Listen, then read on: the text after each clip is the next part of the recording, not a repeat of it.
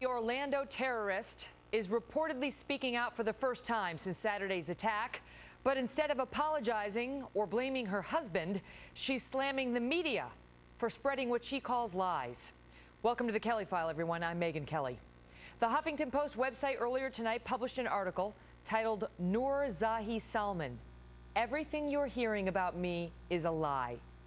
In it, the author of the piece claims to have a source in direct contact with Noor Salman, who is not only denying, according to this author, that she had anything to do with her husband's massacre this past weekend, but also suggests that instead of spreading lies about her, she thinks the media should be behaving more responsibly. The source reportedly lashing out on behalf of the wife, saying, quote, maybe folks should start focusing on the people who sold her husband the guns he used to slaughter dozens of innocent people. And it does not end there. Trace Gallagher live at the breaking news desk with the rest of what's emerging from this wife. Trace? Megyn, the author of the article in the Huffington Post claims the killer's wife is the victim of a government smear campaign. He says the feds are spreading lies about Noor Salman to get themselves and the media off the hook and to point the finger at Arab and Muslim communities. He goes on to write that Salman is saying that virtually everything we hear about her is untrue, saying all she wanted, quote, was a home, family, and peace. For the media to say these lies isn't right.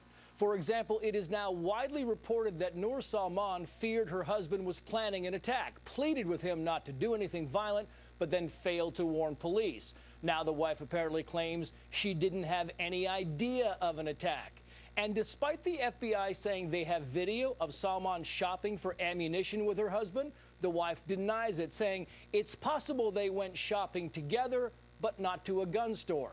As for reports that Salman drove her husband to the Pulse nightclub on at least one occasion so he could, quote, scope it out, she says she never drove him to the club and, in fact, doesn't like to drive at all. The author goes on to say he's not telling all he knows because it might make the killer's family and friends uncomfortable. And finally, the friend who is with Noor Salman says, quote, it is not an easy time for her, and having a child ask a mother where is daddy can't be easy. And for the New York Post to show her son's face is not right. There is no mention in the article of the 49 families whose children and loved ones are also asking where they are.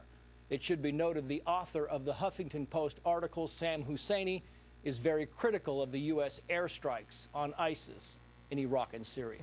And talks about the lies used to get us into Iraq. Trace, thank you. Joining me now to react, Brigitte Gabriel, New York Times bestselling author of Because They Hate. Brigitte, good to see you tonight. So here, if this author is right in this article posted on HuffPo, where he claims he knows this source close to Noor, and she's ticked off at the media for reporting lies about her, I mean, you tell me. I think the general American sentiment is the only thing they want to hear from this woman are two words: I'm sorry. That's exactly it. I am sorry for my actions for not coming forward. And all this baloney and all these lies coming from her end. I mean, please, what does she think? We are stupid, or the American public just is going to believe anything she says? But it's amazing how fast she changed her story. First of all, federal agents are not going to lie. When she confessed she was working with them, that she was telling them things, that she accompanied him to buy the ammunition and the rounds, there is no way she did not know what her husband was up to. But what it sounds like, Megyn, is she's getting lawyered up and she's getting advice from people like CARE, getting her ready to talk to the American public with a sob story about the poor mother with her little baby, and she she's has no so idea. traumatized. So she wants us to believe that, and they have a small apartment. We saw the pictures of it. She wants us to believe that that night he got loaded up with ammo, with the big gun and the smaller gun, walked out the door, and she had no idea.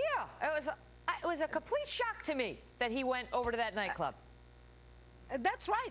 You know, at night, late at night, okay, honey, now you sleep. I'm going to go. I'm just going to grab this big weapon and go out with it.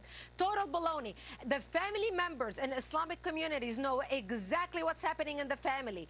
Islamic families, and especially families from the Middle East, are very tight, very close. There are no secrets in the family.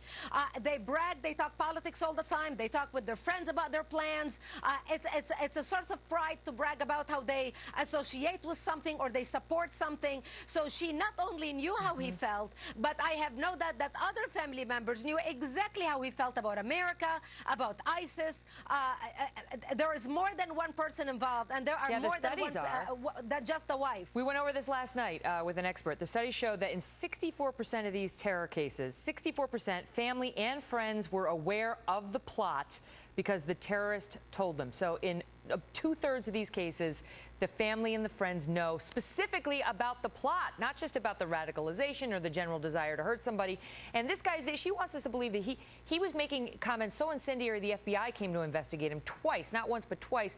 But she had no idea. She was completely clueless. I'll give you the last word. A total baloney. And by the way, do you know why the FBI stopped investigating him? Because they thought that the people who told about him were Islamophobes and they were racist. And that's why the FBI dropped the investigation. We're going to get into that in just a bit. Brigitte, great to see you. Shameless. Thank you very much. Well, in a Kelly File exclusive tonight, we are also hearing that some of Omar Mateen's relatives are already receiving grand jury subpoenas. Remember, we told you the other night that the grand jury had been convened to look into this case, including the wife. This, as we hear disturbing new reports suggesting that in the middle of the worst terror attack on U.S. soil since 9/11, Omar Mateen was not only on Facebook, he was texting with his wife. CNN reporting tonight that Mateen asked her if she was watching the news and that she even tried to call him during the attack. We're going to go back to Trace for the second part of all this breaking news tonight. Trace? Megan, at 4 a.m. on the morning of the attack, after the killer texted his wife asking if she'd seen the news, Noor Salman reportedly texted her husband back saying she loved him. And then after reports of the attack were all over the news, and after she apparently realized he might be responsible, the wife then tried to call her husband. And we are now learning that in the days following the attack, Noor Salman reportedly gave conflicting accounts about what she knew of her husband's intentions. First saying she didn't know what he was planning to do, then saying she suspected he might be planning an attack on the Pulse nightclub. As for the shooter himself, we now know from his security company employment records that he was a skilled marksman, getting near perfect scores in shooting tests year after year. Despite that, the killer, who desperately wanted to be a police officer, could not get into a police academy, apparently because of drug use, criminal allegations, and behavioral issues in school.